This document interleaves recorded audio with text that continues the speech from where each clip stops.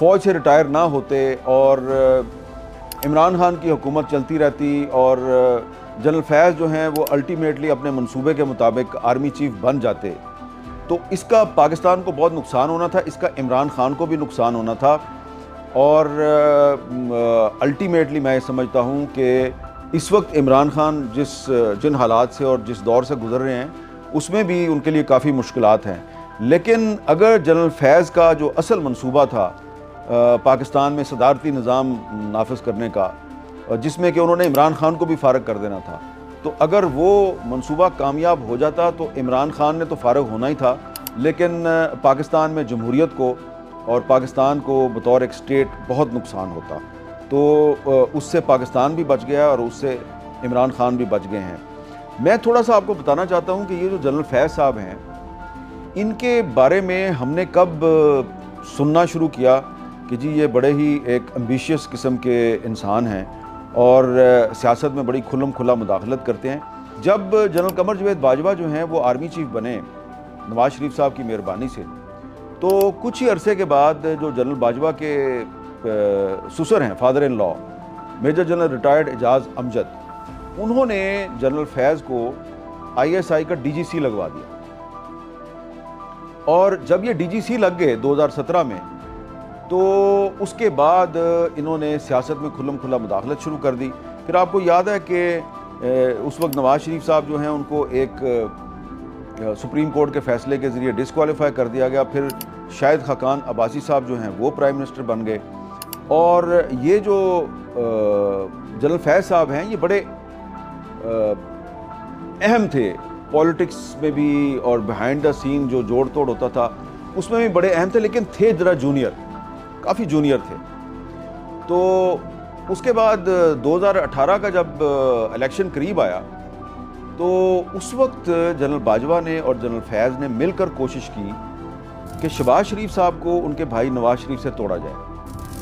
और इन्होंने जुलाई 2018 में शहबाज शरीफ साहब के साथ डील करने की कोशिश की कि अगर आप अपने भाई नवाज शरीफ से अलहदा हो जाएं तो हम आपको प्राइम मिनिस्टर बना देते हैं। शहबाज शरीफ साहब ने इनकार कर दिया। तो फिर जनरल फैज़ ने और जनरल बाजवा ने इमरान खान को प्राइम मिनिस्टर बनाने के मंसूबे पर अमल दरामद शुरू कर दिया। अब क्योंकि शहबाज शरीफ साहब इस बात को ख़ुद कन्फर्म कर चुके हैं, ये बात जो मैं आपको बता रहा हूँ, ये मुझे एक इंटरव्यू में वो बात कन्फर्म कर चुके हैं, तो इसका मतलब ये है कि इमरान खान को जनरल बाजवा और जनरल फैज़ जो हैं ये मजबूरी के आलम में लेके आए थे, क्योंकि शहबाज शरीफ ने इनकार कर दिया था, तो इसलिए ये इमरान खान को लेके आए। और फिर इन्होंने इमरान खान को अपनी मर्ज़ी के मुताबिक इस्तेमाल करने की कोशिश की। कहीं इमरान खान इनकी बात मान जाते थे, कहीं पर वो इनकी बात नहीं मानते थे। और फिर जब कुछ अरसा गुजर गया इमरान खान की हुकूमत का, तो उसके बाद जनरल बाजवा ने और जनरल फैज़ ने कोशिश की कि जनरल आसिम मुनीर साहब, जो कि उस वक्त DG ISI थे, 2019 में वो DG ISI थे, इन्होंने कोशिश की कि किसी तरीके से उनको उनके ओहदे से हटा दिया जाए। अब इसकी बहुत सी वजूहात थी, और उनमें से एक वजह यह भी थी कि जनरल बाजवा और जनरल फैज़ ये इंडिया और इज़राइल के साथ कुछ ऐसे मामलात करना चाहते थे कि जिसमें इनको ये ख़दशा था कि सिर्फ इमरान खान नहीं बल्कि उनके जो वज़ीर ख़ारजा थे शाह महमूद कुरैशी, वो भी शायद खुलकर ताउन ना करें। और फिर इन्होंने जून 2019 में एक दिन इतवार का दिन था, और इन्होंने जनरल आसिम मुनीर साहब जो हैं उनको ISI की सरबराही से हटवाया, उनको लगा दिया कोर कमांडर गुजरांवाला। और फिर जनरल फैज़ अमीद जो हैं ये ISI के सरबराह बने। अब ज़रा आप डेट्स पे गौर करें, टाइमिंग पे गौर करें कि जून 2019 में आसिम मुनीर साहब को हटाते हैं, और 2 महीने के बाद 5 अगस्त 2019 को नरेंद्र मोदी जो है वो इंडियन कॉन्स्टिट्यूशन की जो आर्टिकल 370 और 35 है उसको सस्पेंड कर देता है, और मकबूजा जम्मू कश्मीर का जो ख़ुसूसी स्टेटस है वो भी ख़त्म हो जाता है। और उसके बाद इमरान खान जो हैं वो एक एहतजाज का सिलसिला शुरू करते हैं। वो मोदी को हिटलर करार दे देते हैं, हर दूसरे दिन उसके ख़िलाफ़ तकरीर करते हैं।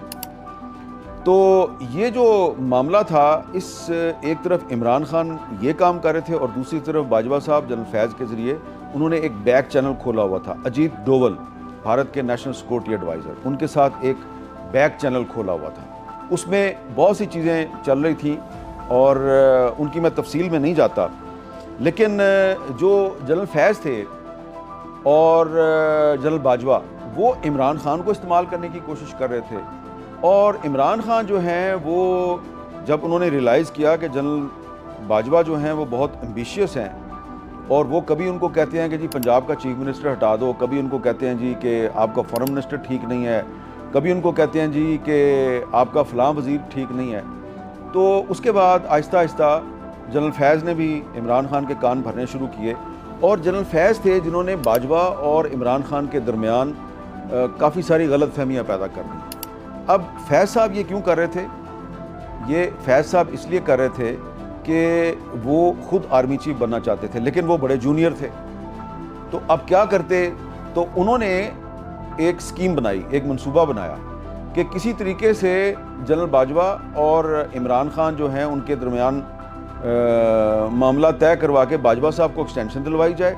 बाजवा को एक्सटेंशन मिलेगी तो जो बहुत से सीनियर जर्नैल हैं वो खुद ब खुद रिटायर हो जाएंगे, जनरल फैज़ ऊपर आ जाएंगे और जब जनरल बाजवा साहब जो हैं उनकी मुद्दत मुलाजमत 2022 में एक्सटेंशन के बाद कंप्लीट होगी तो फैज़ साहब जो हैं ये बन जाएंगे नए आर्मी चीफ। तो ये मंसूबा था।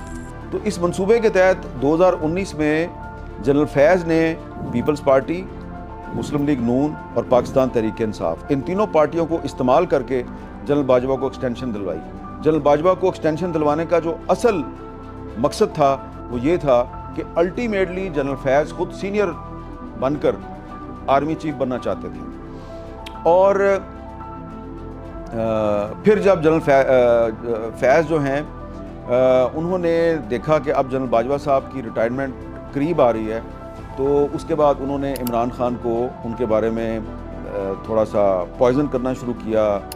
दूसरी तरफ बाजवा साहब समझ रहे हैं कि ये तो मेरा आदमी है, इसको तो मेरे ससुर एजाज़ अमजद ने लगवाया है डीजीसी, और फिर इसको मैंने DGISI लगाया, तो ये तो मेरा आदमी है। लेकिन जनरल फैज़ जो हैं वो किसी के साथ मुखलिस नहीं थे, यहाँ तक कि वो इमरान खान के साथ भी मुखलिस नहीं थे और वो अल्टीमेटली इमरान खान को हटाकर इक़्तिदार पर ख़ुद कब्ज़ा करना चाहते थे। अब आप हो सकता है कि मेरी इस बात को आप समझें कि ये क्या बात कर रहे हैं, ये क्या बात कर रहे हैं जी आप, ये तो मुबालगा रही है। ये मुबालगा रही नहीं है। मेरे अलावा बहुत से ऐसे लोग हैं जिनके साथ जनरल फैज़ के करीबी लोग जो हैं वो आके हमारे साथ ये बात करते थे कि भाई आप तारीख़ की सही सिमत पे खड़े हो जाएं, you should stand on the right side of the history, क्योंकि जनरल फैज़ जो है उसने आर्मी चीफ नहीं बनना, उसने अल्टीमेटली पाकिस्तान का बादशाह बन जाना है। तो आप जो है ना उनकी मुखालफत बंद कर दें। अब हम तो उनकी मुखालफत नहीं कर रहे थे, हम तो सिर्फ ये कह रहे थे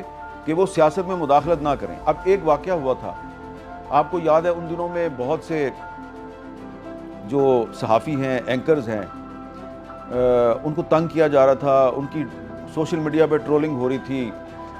मेरे समेत बहुत से जो सहाफ़ी हैं उनको उस ज़माने में सोशल मीडिया पे कहा जा रहा था गद्दार हैं जी, इनके ख़िलाफ़ मुकदमा बनाया जाए। शाहज़ेब खानज़ादा की तस्वीर लगा दी जाती थी, आसमा शराजी की तस्वीर लगा दी जाती थी, बहुत से जो दीगर एंकर्स हैं उनकी तस्वीरें लगा दी जाती थी कि जी ये गद्दार हैं जी, इनका गद्दारी के इल्ज़ाम में इनका ट्रायल होना चाहिए।